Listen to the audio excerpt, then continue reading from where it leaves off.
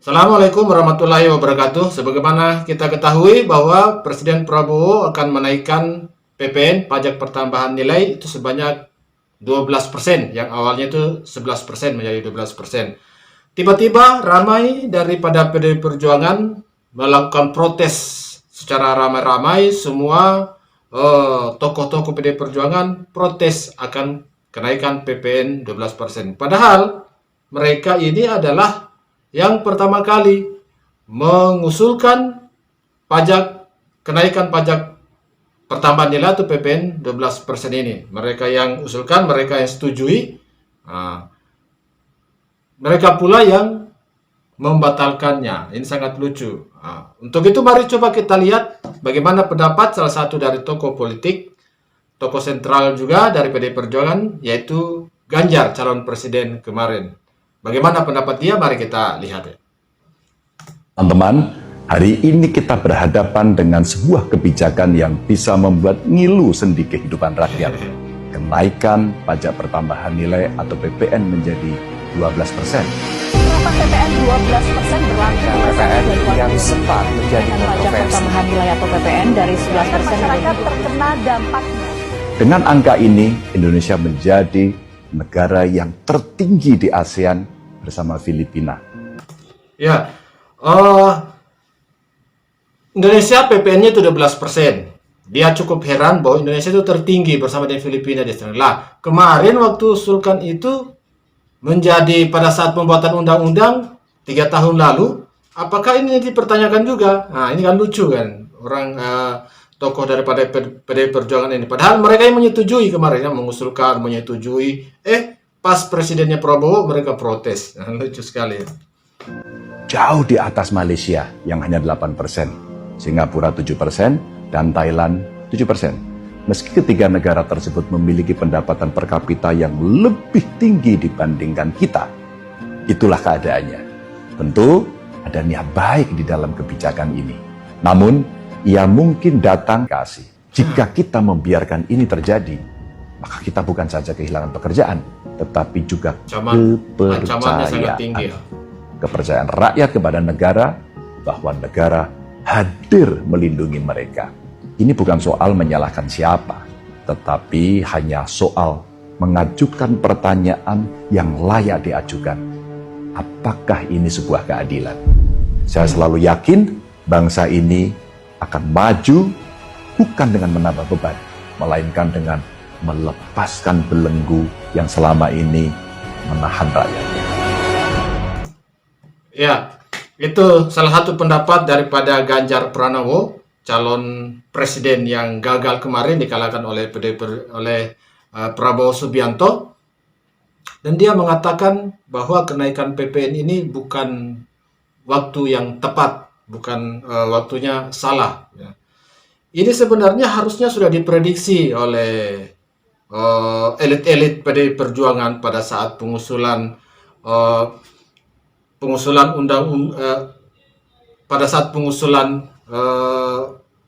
kenaikan PPN 12% ini.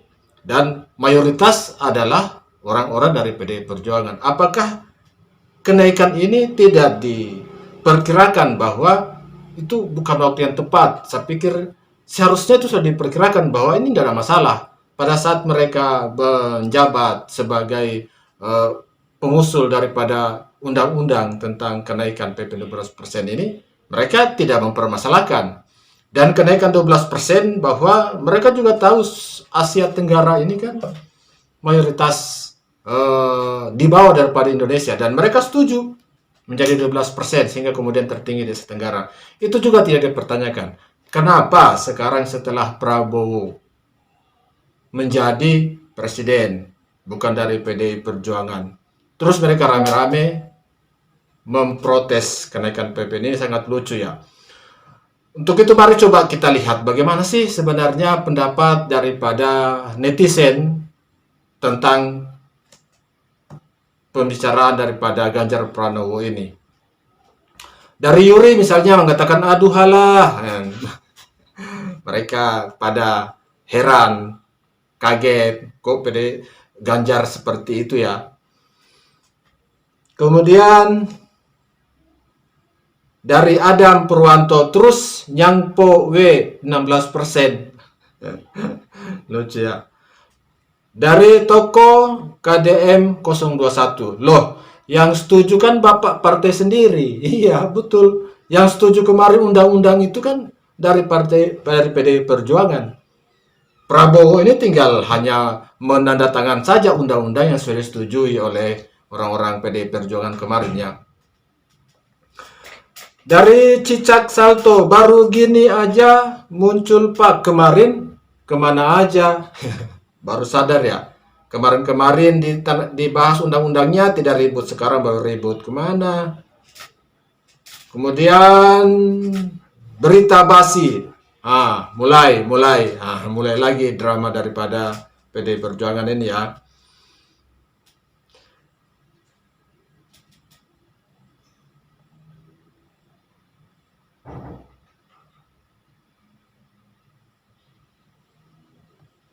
Dari Anto sama nih, HP baterai gua lemot 16%.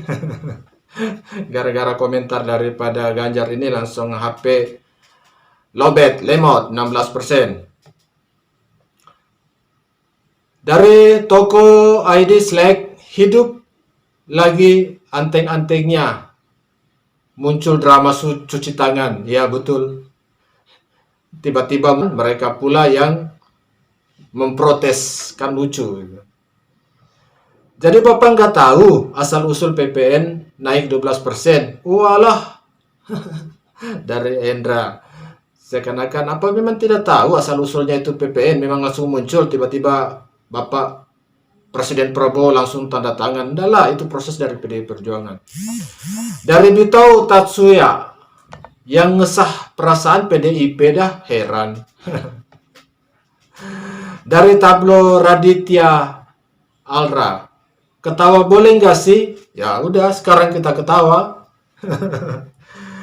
Kemudian dari akun tidak ada, jar.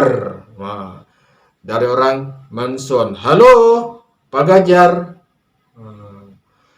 Kemudian dari Lukman Hermanto, jejak digital abadi Pak, sudahlah rakyat sudah cerdas kok. Ya betul.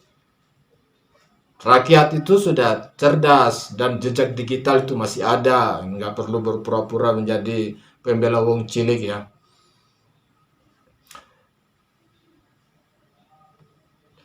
Dari pengguna lama dikit, wow kuak ngakak juga ya. Ya, tertawa orang sih. Semua masyarakat pada tertawa karena sandiwara yang diberikan ya. Kemudian bukan Kotaro, ya iyalah manusia ini lagi, ya betul. H4 Tengah mau nyalon lagi tak Pak? Kalau mau calon untuk 5 tahun ke depan, seharusnya sekarang ini jangan buat pernyataan-pernyataan yang balelo. Harus betul-betul jujur. Masyarakat sudah pandai ya. Kemudian Mas Kai, makin lucu. PPN untuk barang mewah dan untuk orang kaya, ngapain kita pusing? Penting memahami konsep. Ya, ini betul. PPN itu orang kaya, bukan untuk orang kecil, kan untuk barang mewah ya. Ngomong sama partaimu Pak, kok setuju juga? Iya, harus ngomong kembali ke partai, tanya 3 tahun lalu itu siapa yang setujui? Ya, betul. Kemudian kalau kalah harus demo. Silakan demo ya. Udah Pak, yang legowo aja. Disuruh legowo.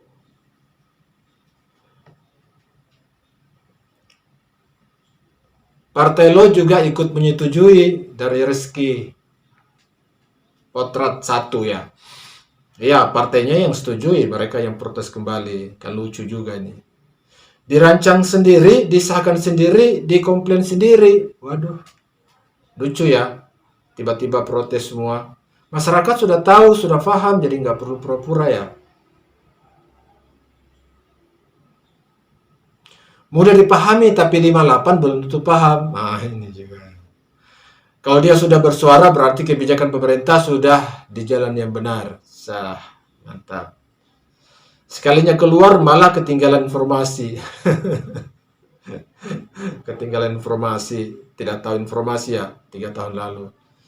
Sakit hati ya bos. Nah ini harus, apakah ini sakit hati Ganjar ya?